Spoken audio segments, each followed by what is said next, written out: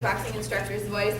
But B, yesterday was leg day, and I have a really fear of falling off the stage, a little wobbly.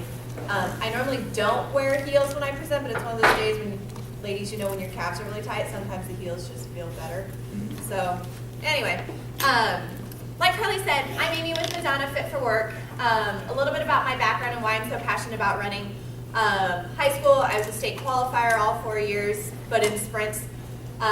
Grew up, got older, got married, had a husband who needed hunting dogs, so I quickly became a distance runner because the one time we never ran one of the dogs before we went anywhere.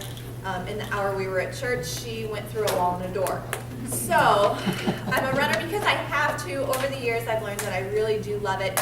And more importantly, I love helping other people learn how to love it too. I have a degree in exercise science and also in health promotion management. I've owned my own studio for the last 6 years, and then also been in corporate wellness and fitness for 10 years. So that's a little bit about me and why I'm so passionate about running. Today we're going to cover a ton of topics. This is a very meaty presentation. So, this worked before. Okay, cool. There we go. So we're going to kind of fly through the slides. Okay, so it's a little slow. The slides are a little bit beefier than what is on your handout, and that's so that when you're on your handout, if you have a pen with you, you can kind of take notes. I'm going to encourage you guys to think about what's good for you at the moment and write it down. That way, this presentation, you're really taking it with you and making a difference later. So that's all what we're covering. Key nutrition. I'm sure you guys have heard you need carbohydrates, you need protein. Carbohydrates fuel your body, protein helps your muscles recover. But some other things that we need that sometimes we tend to neglect are the iron, calcium, vitamin E, and omega-3s. And why? Everyone here, have you ever logged your food on like MyFitnessPal or any other nutrition tracking website and it gives you the whole nutrient breakdown? If it's been a while since you've done that, even as your mileage increases, where I heard an 18-mile run coming up, some of you that are starting to train for some of the fun 5Ks or the half marathon, log your food about once a week as your training changes, just to make sure that you're still getting all of the iron you need. What's so important about iron is that it helps your body transport oxygen. And as you run, your foot strike, as it hits the ground, there's capillaries on the bottom of your feet, and it damages those just a little bit. The way our body is built, it's built to recover and come back stronger, but it needs the tools to do it. So the iron is what's going to help your body transport that oxygen. To make sure, has anyone ever felt like your toes go numb after a long workout? Iron can kind of help with that. Again, helping your body get red blood cells where they need to be. One way to maximize your body's consumption of iron, there's all sorts of great iron sources. Fortified cereals, beef, poultry, broccoli, beans. Black beans are so easy to throw into everything, so are kidney beans. They're also good fiber and protein boosts on side note. Men, you need about 8 to 11 milligrams a day. Women, 18 milligrams a day. On a side note, women, if you're in your cycle, your needs are going to increase just a little bit. You know what I'm talking about. It stings. But that's one of the great things about being a runner that's in tune with your body, is as you know these things, and when your body needs more or less, you can always alter your diet accordingly to maximize your efficiency. So, and speaking of maximizing your efficiency, iron and vitamin C work hand in hand. So, what's someone here, if you'd like to give an example of a good iron and vitamin C rich either snack or meal? Anyone have a favorite?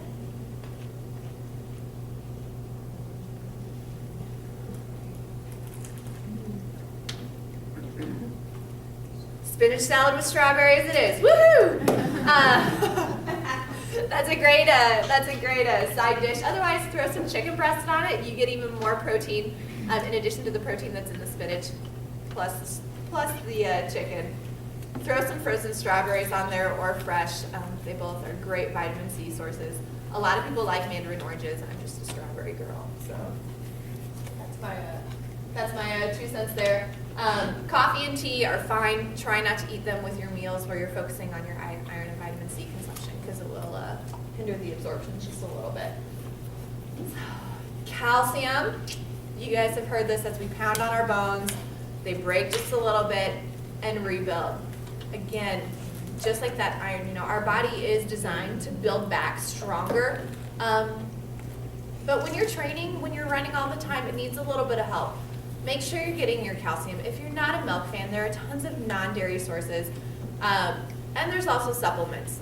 Anytime you're going to take a supplement, I recommend talking to your doctor first just to make sure that you're getting something that's right for your body and won't interact with anything else.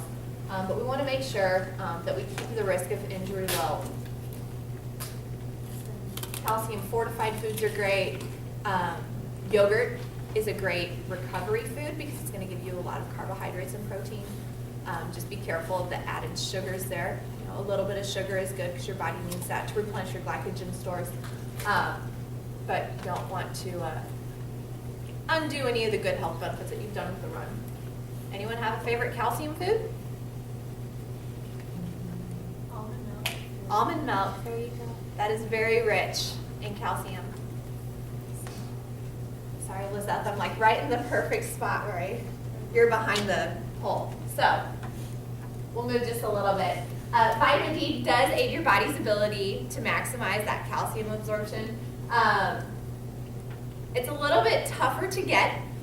Egg yolks are a great source. And then some of the foods that people tend to shy away from, you know, when they see the beef liver, fish. But it's in there, it's good. Try to find something that you like.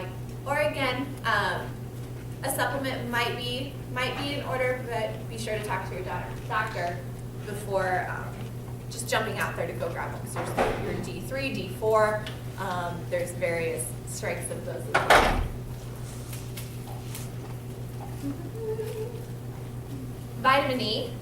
This is a very essential antioxidant that kind of helps your cells rebuild. Everyone's heard that nasty word, free radical, cancer, blah, blah, blah, all that good stuff. So as your body's repairing, there might be some of those free radicals out there. This is going to help your body take care of itself. Again, to continue to recover stronger, the more stress you put on your body, whether it's an intense kickboxing workout or spin class or it's a long run, the more vitamin E your body needs. So great ways to get vitamin E. I think I hit it twice, so it might go a little bit. There we go. Nuts are a great source. A handful of almonds, I always kind of joke that that's your cure-all for everything. Nuts are just a wondrous source of so many nutrients. Avocados, pumpkin seeds are also something that a lot of people overlook, and they're so convenient. I think almost every gas station I've went to does carry pumpkin seeds, which I absolutely love. Again, you have to watch out a little bit for the sodium in them, but drink your water like you should be. And actually, we'll talk about this on another slide. Sodium is good for runners as well. And omega-3s. Everyone's here, omega-3s help with heart health, help with cholesterol. Well, more and more studies are coming out that they're also really good to keep our joints nice and mobile. Keep cartilage ready to repair and cushion your joints as you're running. Anyone here eat at least 2 servings of fish a week? Non-breaded fish, not fish sticks, like tuna, salmon. Good, good. Look at everybody. You guys definitely win the gold star for the day because normally there's like maybe 1 or 2 people that are like, only because my wife or husband makes me. So like I said, you need at least 2 servings of omega-3s per week. You can get them from animals and you can also get them from plants. Both are really good. There is a little bit of the advantage to the animal-based omega-3s. Your body absorbs them a lot better. With the plant-based, really, by the time your body processes everything in there, your body only absorbs about 30% of the ALA that's in there, which is still a good number. So please don't stop getting anything from your plant-based, but make sure you're getting a good mix there. Again, if you're not a fish eater, if you're not a nut eater, then again, might be something to kind of discuss with your doctor. Be like, hey, look, I'm going to be an awesome runner this year. I want to maximize my body's efficiency. I don't like milk, I don't like fish, I don't like nuts. Talk to me about my calcium and omega-3 needs. So that's a very important conversation to have with a medical professional who might be able to do a blood test to see if you truly are deficient or if you're one of those people who are blessed and your body retains that stuff naturally from the other foods that you eat. hydration. Water here. How many people keep a water bottle at their desk? Yes. How many people fill it on every break? Good, good. Everyone get at least 64 ounces of water a day? Wonderful. So no lectures needed. That's really good. As you start running more, you really need to become in tune with your body's hydration needs. So that 64 ounces of water per day, or some people believe in the equation of whatever your body weight is, divide it by 2, and that's how many ounces of water per day your body needs. That's just for living the day. As you start to add more exercise, your body does need more. Finding that right balance is where it gets tricky. As you endure exercises that are very sweaty, your body loses electrolytes. You know, that sweat is salty. So sometimes we need to replenish those electrolytes, and if we add too much water, it can result in an imbalance. So, starting off, before we add any sports drinks in, make sure that you're drinking an extra glass before workout. And then, this might be something that you want to do at home unless you have no problem with modesty as a gym scale. But before a tough workout, weigh yourself naked. Go out for an hour, do whatever you need to do to get super sweaty. Come back in and weigh yourself again. And however many pounds you lost, unless you went to the bathroom during that hour, that's how much sweat and hydration came out of your body. So you need to put that back in. I don't recommend doing that test very often because it is important to hydrate as you work out. But that 1 hour test, just once so you can kind of get a feel for how much water your body loses while you're working out is very important. And whatever that number is, kind of divide it out amongst that hour that way. So maybe you lost 2 pounds worth of sweat, so there's 16 ounces in a pound. You need 32 ounces over that 60 minutes. So if you divide that out into 4 15-minute increments, you're looking at 8 ounces of water every 15 minutes. Sound all right? Good, good. Like I said, we got to keep that electrolyte balance in check. Sports drinks normally aren't needed if your workout is under 60 minutes. If you are a very heavy sweater and if you start to feel dizzy, you might be experiencing an electrolyte imbalance. So sports drink might be for you at that point. The purpose of sports drinks aren't calories. It's not just to chug because you're thirsty and it tastes good. It truly is to replenish those electrolytes. You should be consuming enough calories throughout the day to fuel your workouts. Obviously, on those long runs, you're going to need to replenish some of those glycogen and carbohydrate stores. That's when this is a good source for calories, for your potassium, for your sodium, and then also some of those energy gels, jelly beans, raisin, whatever your preferred source of carbohydrates are. That would be appropriate as well. But that's a whole other topic. But just kind of a quick side note so that you don't think, oh, I don't need any calories while I go out and do my marathon for 4.5 hours. That would not be smart. So you want to alternate your water and sports drinks. Because most of these do either have a sugar or an artificial sweetener in them, you want to make sure you're chasing with water just so your body's flushing them out. And that's the same with those little carbohydrate gels too. Make sure you chase those with water and you choose to use those. So, questions on nutrition? That was like perfect timing to wrap this up on time. So that's kind of extra nutrition in a nutshell. So we're going to go into stretching. How many people incorporate a warm-up and cool-down into their run? Few. Definitely a cool-down? Good, good. So, I'll never forget, 25, 30 years ago in elementary school PE, we probably spent 10, 15 minutes stretching before we did any vigorous activity. Studies have shown over the years, yeah, that's great, but it's more productive if you stretch at the end of the workout when your muscles are warm. There are some other things that we can do at the beginning of the workout as part of the warm-up that go through the range of motion. So everyone remembers like 8th grade agility drills where you do your high knees in the ladder, you do your high heels through the ladder. You might do some side-to-side galloping and skipping just to warm up that range of motion. And in regards to importance of form, those high knees, even though they might seem silly, that's going to help your knees just a little bit, lift just a little bit higher as you're running to make your body work more efficiently. I'll flatten a little bit too. So we're going to start on the bottom and work their way up. So as you finish your run, it's always super easy. Find a curb, find anything. Start off with that calf. So everyone gets their calf. They're good. They might lean out away a little bit. Start working the way up their leg to get their hamstring. Pull it back for your quad.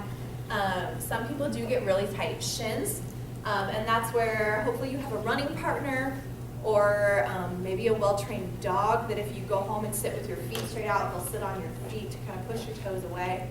I tried to have my 2-year-old help me, and I don't know how I didn't end up with a broken ankle. My dog was much more helpful. We're not even going to get into my husband, because as soon as I say push a little bit harder, he's like, I don't want to hurt you. You're fine. If you don't do this, I might hurt you. So I'm not violent enough. Like I said, it's the old kickboxing instructor feistiness coming out. Also want to make sure that you get your ad and abductors too. So take a few moments stretching side to side. Your outer hip can be really tricky. If you're out in public, you might feel a little goofy, but hopefully every other runner should be doing this stretch too. Find something to lean against, cross your leg in front, reach up overhead, and just like throw that hip out as far as you can to get that outer hip. As you work your way up the body, the glutes are so important because that really is a big muscle group that comes up and connects to the low back. So has anyone ever like got out of a really tough workout and a day later, 2 days later, they just have horrible back pain? Yeah. So what happens when those glutes get tight, they just suck up, and because it demands so much from our glutes all the time, they're used to that pressure. Your low back might not be. So that's where, as you stretch out your glutes, so I don't break the table, you know, taking that leg across here and manipulating it. So if you're lying on your back, you know, we're good.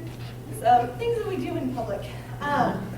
You know, so it might be here. Some people, to get that inner glute, you might have to rock it over.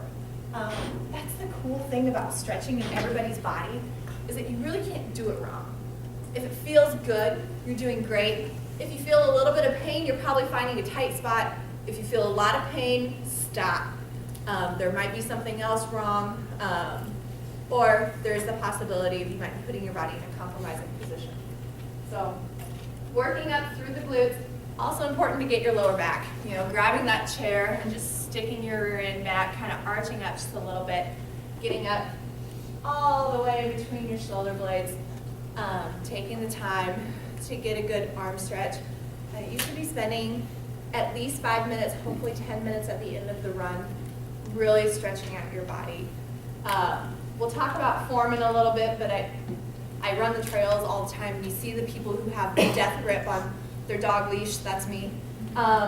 You know, maybe a cell phone, maybe a water bottle, whatever else they have.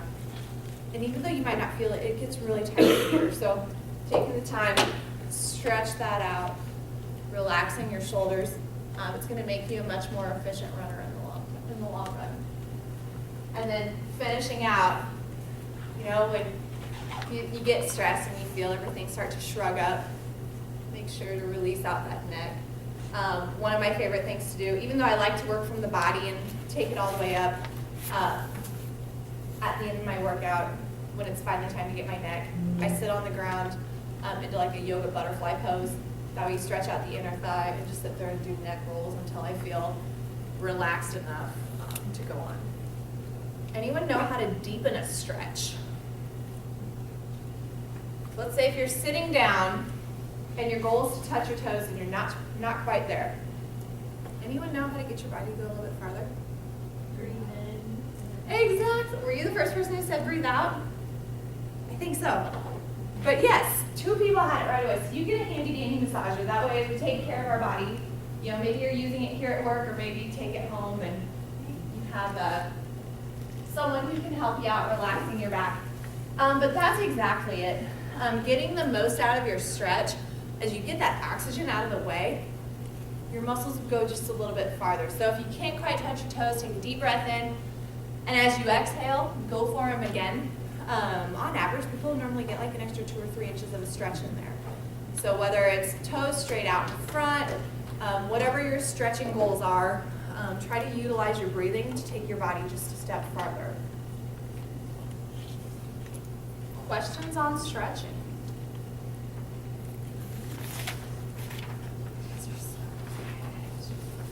So, proper form.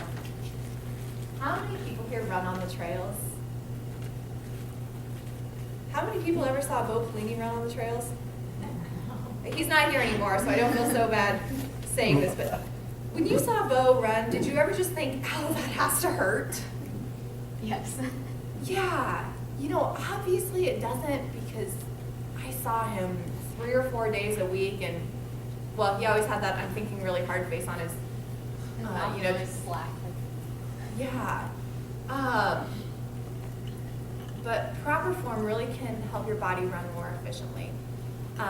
Some people, they might have little quirks with their body to where they'll never look perfect, but ideally we want something that's comfortable for you, that's as close to what we're going to talk about as possible. So starting off with head tilt. The ground isn't going anywhere, I promise.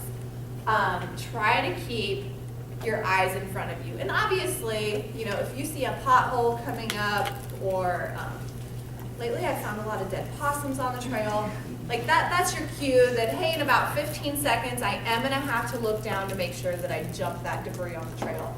But most of the time we want that forward, that way we can keep our neck in alignment. Because as soon as we start running down here, do you breathe better with your chin down or chin up? Chin. Exactly. So we want to keep that chin up, keep the airway open, keep the stress out of our neck. Shoulders, they really do control your upper body. You know, as people get into those higher miles, or maybe they're doing some speed work, it's natural to try to push harder. Well, again, as it comes up here, you're moving all these muscles, hindering your ability to breathe. Really focus on keeping it down low and also rolled back. Because if your shoulders run forward, your chest cavity just collapsed. So, and maybe you've ran like this for years and your body has adapted to it. That's wonderful.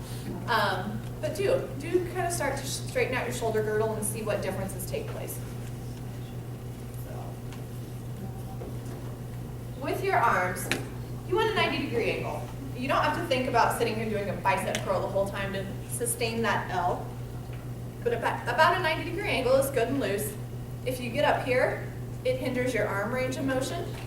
If you get down here, you're using a lot of energy to propel those arms forward and backwards. So keeping them at about a 90-degree angle is very efficient. To keep the stress out of your hands, pretend like you have potato chips in them. You don't want to crush the potato chips. Sometimes if you leave your fingers long, they'll start to get cold as the blood flow just comes out.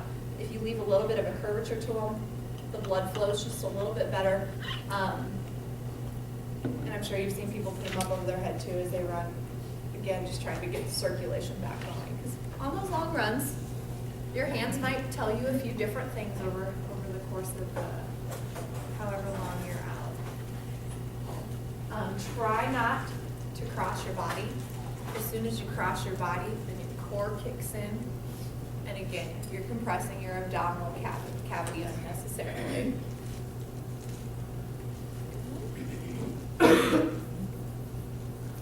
Again, maximizing your body's ability to efficiently use the air. You want to run tall. Nice, long, and lean spine. That way you're not compressed and trekking along. You know, as you think tall thoughts, that also engages all of your stabilizing muscles in the core. So if you do step on one of those larger than normal cracks, or has everyone here at least done like a fun run or a fun walk? Where it never fails, like you're in the middle of a pack and all of a sudden there's a curb and you hit the side of it. You're like, no one else was really jostling over this, but I found it. running tall is going to help your body's ability to stay upright when that happens. So stay nice and tall. If you do notice that you're kind of starting to slouch, you're exhausted, take a deep breath in. And as your body fills with air, that should just naturally pop you right back up. Has anyone ever heard of your pelvic girdle as a bowl of marbles? No? So, this is another thing that always pains me on the trails is you'll see people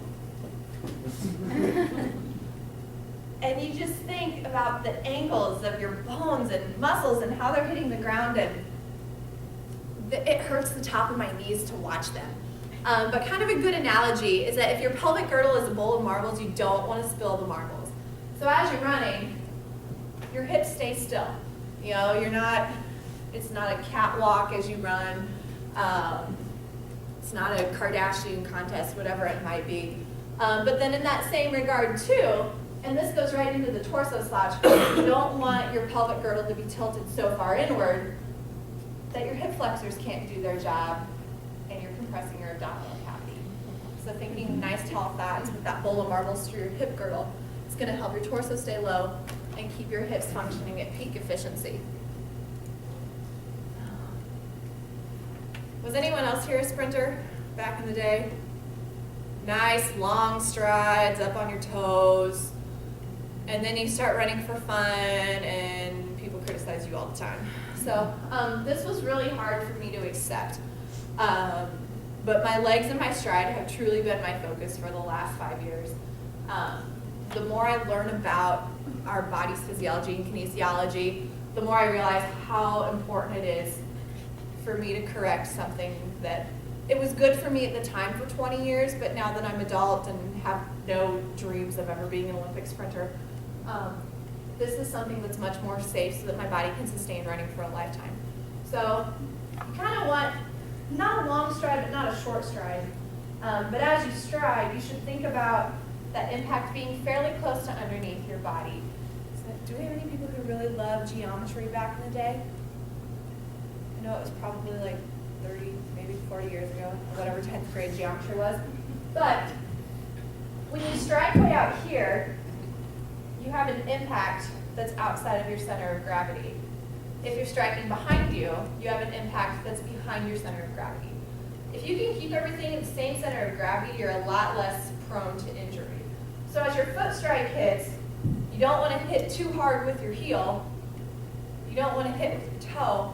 It's finding that perfect balance in between the heel and midfoot so that you can roll off your forefoot and go, keeping the weight as close to underneath your body as possible.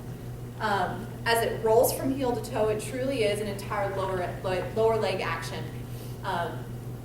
As you start to become more aware of your form, your calves might be really tight for a few days because you're going to notice them wanting to do more work to spring your ankle forward to make that movement more efficient.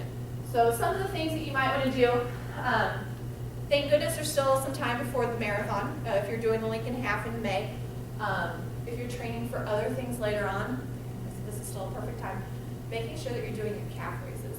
Keep those ankles strong and keep those calves nice and strong too. That way they can propel you forward as you go. I think, has anyone ever been in the gym and you hear the runner? If you're like, oh shoot, that was me yesterday, your focus for the week should definitely be, how do I become a silent runner? Actually this morning when I was at the gym, there was a gal, I heard the treadmill belt running, but I didn't hear her. And she was almost running too light. She was the tippy toe fairy runner. And there was a part of me in my head, I was like, kudos to you, you are not hurting your joints at all. And then the other part of my head, I was like, how are you doing this? Like, you need a little bit of noise, but finding that balance between the clopper and the fairy runner. Running is such a cool thing that everybody, it really is a journey of self-discovery. So, anyone here agree with that? Yeah? Good. So, and of course, if you're outside and you can hear the person running as they go by you, you know that's just really bad news bears. So, take care of your joints and find that nice light foot stroke. We already kind of talked about this as well. Speed bounce. Okay, so everyone pretty much said they've done like at least a fun run, fun walk. How many people have done a 5K? How many people have done a 10K? How many half marathoners? Holy smokes, how many marathoners? Awesome, so these two in front. Before I even dive into this, anyone ever experienced any of these? You don't have to say which one, because I know they're a little personal. Or do you have a friend who's experienced any of these? I will be honest. I've experienced most of these on the same day. And I hate to say it was just a 4-miler, but has anyone ever ran Quarry Oaks where they had like beer and bagel, lucky bucket run, mud, sweat, and beers? Beautiful course. For only being 4 miles though, it is one of the most difficult courses I've ever ran because it's so much of this off-road. My best friend had a baby shower the morning of one of the races out there, and our old roommate is the world's greatest cupcake lady, and so she made like s'mores cupcakes and peanut butter and jelly cupcakes and raspberry white chocolate cupcakes, and you name it, it was there, and sweets are my weakness. Even by the time I split those cupcakes with a number of other people so I could sample them all of that happened. I was well hydrated, but it's amazing how sensitive our bodies can be when they're not used to things like that. So stomach cramps are often related to the food or drink that you consume before your run. Everybody's body is different. So if you have a running partner that always eats something and says, oh, you gotta have this, it's so good, and it upsets your body, it's not for you. You know, you'll find that with sports drinks, you'll find that with carbohydrate supplements, you'll find that with the miracle pre-workout meals. Like, you always hear a bagel with peanut butter and a banana. Oh, bananas and me before a run do not mix. They are great for a lot of people, but it comes down to knowing your own body. So even though something might be perfect nutrient-wise, if it gives you stomach cramps, write it down so you don't forget, or there's a good chance your mind won't let you forget. But really stay in tune to it. Always want to avoid high fiber or protein runs with foods before you run. So that's where, you know, from a nutritionist perspective, we push whole grains, whole grains, whole grains. Enjoy that white pasta the night before, because if you have a lot of fiber bulking you up, odds are as soon as your metabolism kicks in as you start running, so is everything else. So carbonated beverages will also do a number on your stomach if you're not used to them. So nausea, most of the time, is dehydration or that electrolyte balance. So make sure that you're always drinking plenty of fluids, staying in your normal hydration routine. Hopefully you keep a training log with your miles, with your cross training, but then also with some of your nutrition needs. So if you find foods that work really well to fuel you on your long runs, now's the time where you still have 3 months before that big race. If you go for your long run tomorrow morning and you feel just absolutely wonderful, take a moment and recall everything that you ate today, because this is the food that's stored in your body to make you feel good. Next week, if you go for a long run on Saturday and feel not so hot, again, write down everything that you ate on Friday and see if there's any similarities or differences, and try to start making those comparisons within your body. That way, when May does come, you know what foods your body loves to respond to. Yeah, you guys can read. Like I said, the fiber, you really want to stay away from it, and this is why. So, muscle cramps, again, dehydration, electrolyte imbalance. You guys are sensing a trend here, right? Keep drinking, keep your water bottles in front of you. If you do start to cramp, please slow down, because it really is your body's warning sign of, you know what, you're overworking me, I really need a break if you're going to demand me to maybe walk you back home somewhere or to a starting line, however far that might be. Massage therapy is great. Who here has a foam roller? Good, good. Who here has ever used like a tennis ball or a golf ball to kind of help massage them up? Is anyone here religious about doing it after every long run? Yes. Why do you like it? I have an IT band. My IT band's very tight, and I teach aerobics, and so I have an issue with it. So I also ride a bike, the very things that tighten that IT band up. So I do it religiously to avoid pain. Well, since you were so nice to share your story, and I'm going to take this as a shameless plug to emphasize cross-training, the aerobics and biking. Anyone want to give their 2 cents why cross-training is important?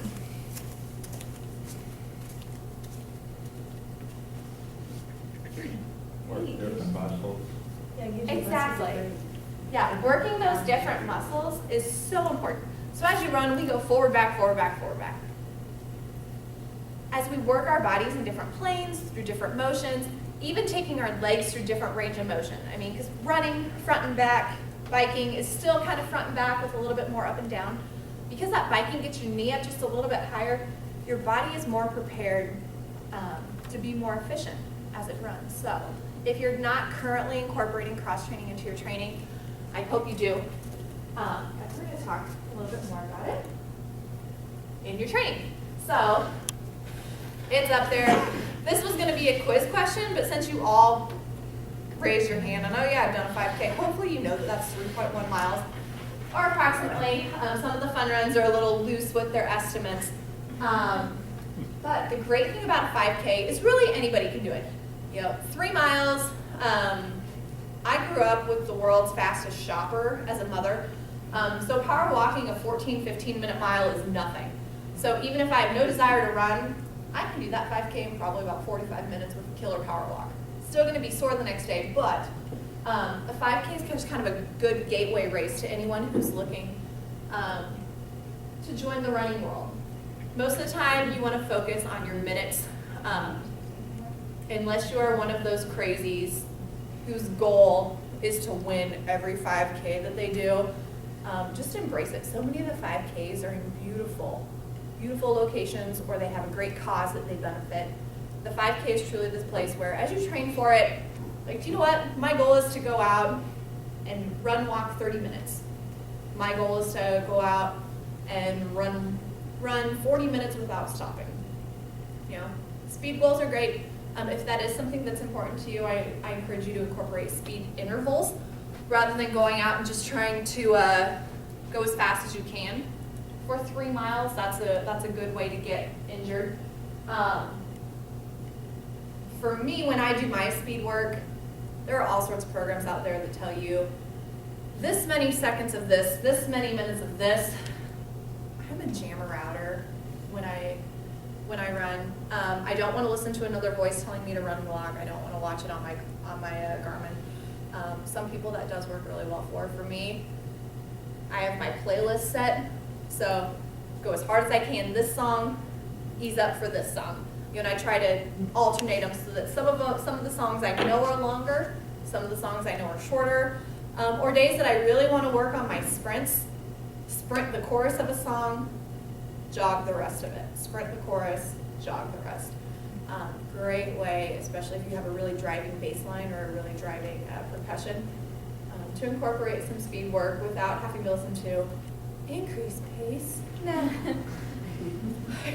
I don't want you to tell me what I should be doing. I just want to run for me today. So that's my favorite way to incorporate intervals. Like I said, there are lots of great pieces of advice out there, but that's just my favorite. Always remember your warm-up and cool down, even if it is just a 5K. Would everyone agree, 5K, race day, toughest challenge is finding the right pace? There's a lot of people going off at once. The person in front of you might be starting walking, the person behind you is trying to trample you, and you just want to get out of there alive. This is still the biggest challenge I encounter is when that race starts, I just want to go as fast as I can to get out of the pack. And normally by about halfway through, you feel it. Because when you start off on your training runs, who really sprints away from their house as they walk out the door? I'm normally sitting there like still getting my music collected, making sure, my mock neck is, my shirt's zipped up enough to keep the wind out, but not enough that it's going to strangle me. And the neighbors are saying, oh, Amy's going for a run again. There's your dogs. So trying to be cordial and whatnot. Ideally, the goal is to run the final mile your fastest, saving those energy stores. That way you can finish strong. That's when you're truly taking care of your body and your nutrient storage. So half marathon. A lot of you guys have done this. Did anyone run the half without ever running a race before? Yeah? How was the experience? Pretty good. Good. I didn't know like a good pre-race like ritual, and so that part was probably the most challenging, but training was Awesome. Well, and if you did Lincoln too, I feel like the Lincoln running community is so good about making conversation with the people around you in the pack. Yeah, in an ideal world, you'd want to run a 5K or 10K first, just so that your body gets the hang of the maneuvering, as you cut to pass people, learning those little runner quirks, as you pass, be courteous to say, coming up on your left, or hey, there's two of us, or, when about the 10-mile mark, when people start to walk a little bit more, and you have the nice string of 5 friends completely blocking the trail.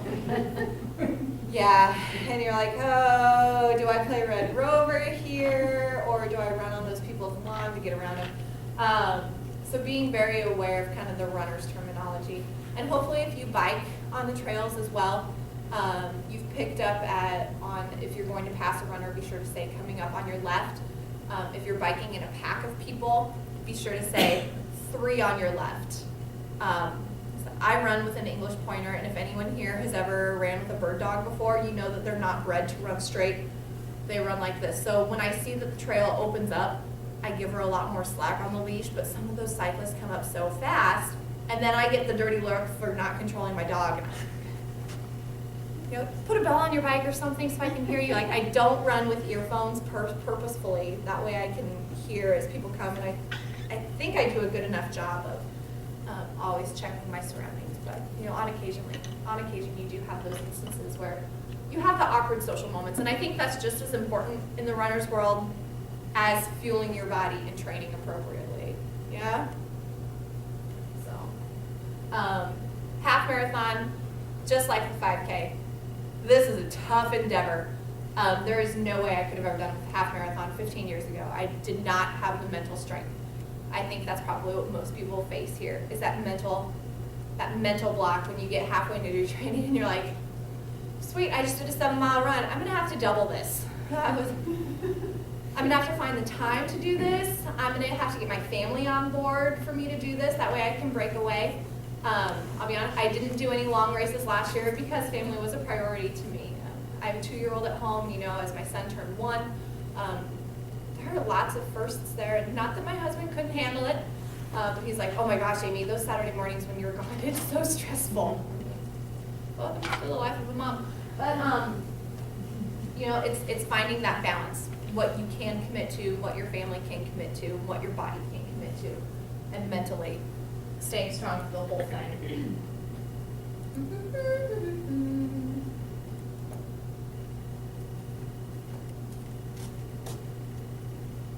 Oh, maybe.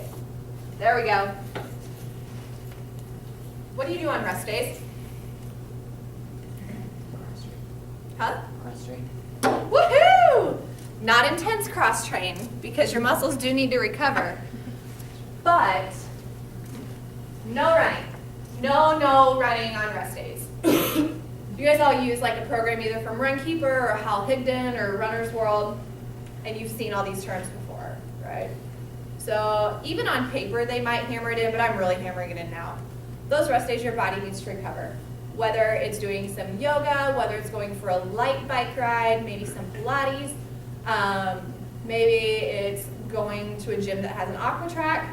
This is the selfless plug, proactive. You guys are corporate members. If you join now, you have no dues until the end of April. A lot of running clubs do utilize our aqua track because it has the resisted heated water, which is great to keep the weight off of your joints. So that's my only plug, I promise. But do something that's not laying on the couch, that keeps your blood flowing, but isn't going to make you sore the next day. Easy runs. if you have a running buddy, some training programs are going to tell you to monitor your heart rate, and this is what your heart rate should be like at an easy run. This is what your heart rate should be like at a tempo run. This should be what your heart rate should be at during speed work. If you can talk during an easy run, you're doing it right. You should be able to carry on a conversation. Sometimes these easy runs might be for 45 minutes or an hour. You know, find someone that you can converse with for a while and carry on that conversation. Long runs are designed to push you. It's going to be a lot tougher to talk during these. You should still be able to breathe, but talking might become a challenge. You're not talking during speed work. Maybe during the intervals, but when you're focusing on increasing your speed, you're focusing on your form, you're focusing on driving your knees, you're focusing on using your arms to continue to drive your body. Your bursts of speed do not need to be super long, but they do need to push you to the point where you can't talk. My speed bursts are normally somewhere between, my intense ones are 30 seconds to about a minute. And on the trail, I kind of have the power poles mapped out as to about how long it took me last time to get from here to here and try to better it for the next time. Those of you who do use either the Runkeeper app or a Garmin or any other form of smart device, you know, you might want to really push the pace for a mile and then back off a little bit, and then push it for another mile, back off a little bit. Again, getting in tune with your body and seeing how it responds to the different intensities of speeds for different distances. That's what's really going to build up your efficiency and also build up your mental toughness. Because when you feel like you're putting it all on the pavement and then you realize you can do it again 5 minutes later after a recovery, it's so rewarding, right? Yeah. So.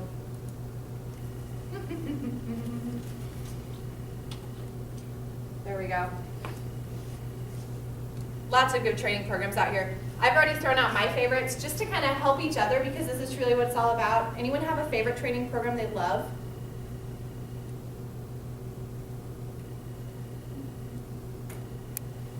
You wing it. And that's fine too, as long as you're listening to your body, giving yourself some rest, giving yourself some cross training. Like I said, Hal Higdon has been top of the charts for years. If you go on his website, he has beginners, intermediate, and novice plans. He really does it right. This is my caveat, just because I do feel that cross-training is so important. He doesn't incorporate a lot of cross-training into his plans, but he incorporates a few more rest days, which is an opportunity to incorporate some light cross-training. So, since we do have so many who have done a half marathon, the marathon isn't that far out of whack for you. This is such a cool environment because most places that I do this presentation at, there may be 1 or 2 people who have done a half marathon, and this is going to be the year as a company they're going to do this as a team builder. So the fact that so many of you have done a half marathon, you really are qualified to do a marathon. If you ever want to take the plunge and do that. You've seen the bumper sticker that says, "I just do a half because I'm only half crazy." Yeah. People who do the full marathon have my absolute respect. Obviously, when you train for the half marathon, you know what a time commitment that is. It's really working on managing your priorities, time management at work, time management with your friends, time management, even with your eating habits, because you'll learn that if you eat or drink something after 8 o'clock at night and you're going to run first thing in the morning, there's a good chance whatever you had there isn't going to agree with your breakfast. So I mean, it is a lifestyle. It's a great lifestyle, and I'm so glad you guys are part of it. Most importantly, whoops, I was going to wrap up, and you still get me for 4 minutes, so I want to give you guys your full bang for your buck. But since you've all done this, I'm not really going to hammer it too much. The top one, though, I cannot stress enough. Even if you think you're just trying a new pair of socks, that's going to be the race that you're all covered in blisters, and by about the 8, 9, 10 mile mark, you're going to have the blood soaking through your shoe, and you're like, oh, only 3 more miles to go, this stinks. I've even found I really like the Under Armour cold gear that has just a little bit of a fleece lining on the outside with the wind resistant material on the outside. I switched patterns. I went from a solid to a pattern, and it just must have been the difference in the fabric. Horrible chafing underneath my arms. So even if you're staying within the same brand line and something that you think is similar, really make sure the week before a long race you run a complete dress rehearsal just to make sure that everything's good to go. Because there is nothing worse than going through a race feeling physically strong and having a wardrobe malfunction just completely ruin it for you. So. Also, if you're not running at the same start time of the race, get your body used to that too. So, race day, don't try anything new, but do be sure to fuel. The nerves are going to be rising too. So, like I said, the more fiber protein you can cut out of your diet race day, the better. Because we all know when we're nervous, our metabolism just really puts that digestive system into high gear. So you want to be comfortable. And be sure to take the time to collect yourself. Do your warm-up, but then when you go back to the starting line, don't just sit there and be like, oh my gosh, I'm so nervous. Kind of take, you can't do a whole lot in place, but you can at least do a little side step. Keep your shoulders loose, make small talk with the people around you. That way, once that gun goes off and 20 minutes later when you finally get to the starting line, you're good to go. Was anyone, if on your first half marathon, were you a little shocked that, hey, it's a 7 o'clock start and it's 7:28 and I'm not out of the chute yet? That was probably the most nerve-wracking thing for me when I did my first half marathon, because I'm very much if we start at this time, we start at this time. And I wasn't thinking how long it would take to get through the cattle prod. If you could occupy your mind, even better. I love reading every sign. That's probably my favorite part. So that's how I get through it. I'm like, oh, that's a cool sign. Oh, that's a cool sign. And as your mind's continually distracted, it's not thinking that, well, I haven't seen a mile marker for a long time. Have we seen the 3 yet? So whatever it might be, try to have your friends' family strategically placed around the course. That way you have something to look forward to. As you divide it into segments, it seems much more manageable. And this is it. Nationwide, worldwide, less than 1% of the population will ever complete a half marathon. So those of you crazies doing the full, I haven't ever ran that statistic, and I don't know if they have it, but that's pretty sweet.